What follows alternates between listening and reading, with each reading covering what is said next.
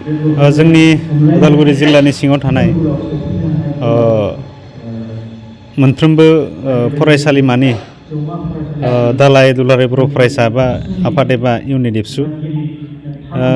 बिथांमोना बिबानगिरि बिथांमोना ज' मोनसे लोगो हमलायनाय मोनसे फोरबो एबा हाबाफारि बे उदालगुरि फरायसालिमानि बे अडिट'रियाम हलाव बे मोनसे हाबाफारिखौ लादों। दा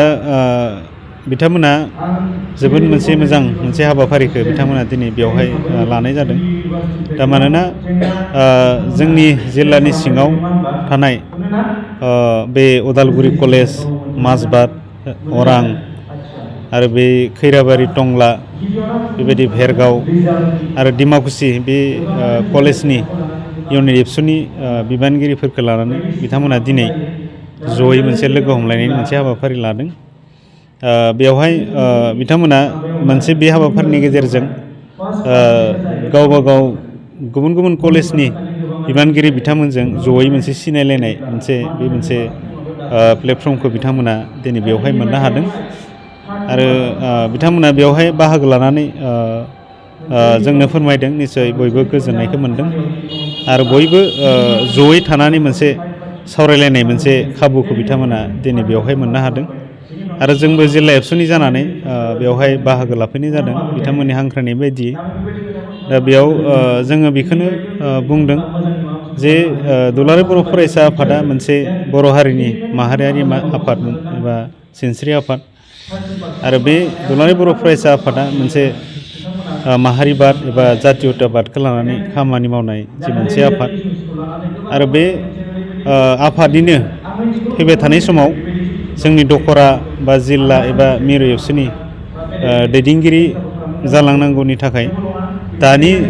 कलेज इउनिट एबसुनिनो जायफोर बिबानगिरि बिथांमोनानो इयुन समाव बे दखरा जिल्ला एबा मिरु एबसुनि निस्सय दैदेनगिरि जाहैनांगोन। आरो बे फरायसा समावनो जोङो जोंनि हारिखौ अननो एबा सिबिनो बे माहारिबादखौ फोथांना लाखिनायनि थाखाय जोङो फरायनाय समावनो बे गियानखौबो जों आरजिनानै लानांगोन। मानोना उननि समाव जाय बिथांमोना दिनै फरायबाय थादों कलेजाव, सोरबाया इउनिभारसिटि फरायहैगोन बा गुबुन एडमिनिस्ट्रेटिभ लाइनावबो बिथांमोना निस्सय फरायनायनि गेजेरजों बिथांमोननि कुवालिटिनि गेजेरजों निस्सय खामानि मावगोन बा गुबुन बिथिङावबो बिथांमोना साख्रि बाख्रि खामानि मावहैगोन। दा बिथांमोनखौ जोङो बुंनाय जादों जे जोंनि बर' हारिनि सुबुंफोरा जेरावखि जायगायाव थानानै खामानि मावा मानो जोङो हारिखौ सिबिनो अननो बा जोंनि माहारिबादखौ फोथांनानै जोङो बयबो लांनांगोन, जों बेखौ फोरमायदों। आरो फैबाय थानाय समाव जोंनि बे कलेज जायफोर फरायबाय थादों बिथांमोननिफ्रायनो मोजां लिडार जोनोम जानांगोन, फैनांगोन। दा जोंनि हारिखौ दैदेननो थाखाय, समाजखौ फोसाबनायनि खामानि मावनो थाखाय, बिनि थाखाय जोङो दिनैनि हाबाफारियाव बेफोर बाथ्राफोरखौ सावरायनाय जादों। आसा खालामदों बिथांमोना जि मिजिं आरो थांखिखौ लानानै दिनै मोनफ्रोमबो कलेजनि इउनिट एबसुनि बिबानगिरिफोरजों एबा फरायसुलिफोरजों लोगोसे लोगो हमलायनायनि मोनसे हाबाफारि लाबाय, बियो जाफुंसार जाबाय होननानै जोङो सानदों। आरो फैबाय थानाय समावबो बेबायदिनो फरायसाफोरनि माखासे जेंनाफोरबो बियो सोमजियो बा नुजायो। थांनाय समाव गोबां रिजाल्टफोरनि बा मार्कशिटनि माखासे प्रब्लेमफोर नुजाबाय बा एडमिसननि माखासे प्रब्लेमफोर नुजायो। दा बेखौबो बिथांमोना थांनाय समावबो प्रब्लेम नुजानाय समाव दुलाराय बर' फरायसा आफाद एबा जिल्ला एबसुजोंबो सावरायदों माबायदि बे जेंनाफोरखौ फोजोबनो हायो एबा सल्भ खालामनो हायो, बिनि सायावबो बिथांमोना सावरायदों। आरो दिनैनि हाबाफारिनि गेजेरावबो फैबाय थानाय समाव बोरै बयबो ज' बेफोरबायदि प्रब्लेमखौ बोरै फोजोबनो हायो, सावरायलायनायनि गेजेरजों, गोजौ लेभेलनि सावरायलायनायनि गेजेरजों बिथांमोना बेखौ दिनै सावरायदों। बे हाबाफारिखौ लानायनि थाखाय मोनफ्रोमबो कलेज इउनिट एबसुनि आफादगिरि गाहाय नेहाथारि साफ्रोमबो बिबानगिरि आरो बेवहाय बाहागो लाफैनो हानाय गुबुन कलेजनिफ्राय सफैनो हानाय फरायसुलि बिथांमोनखौ आङो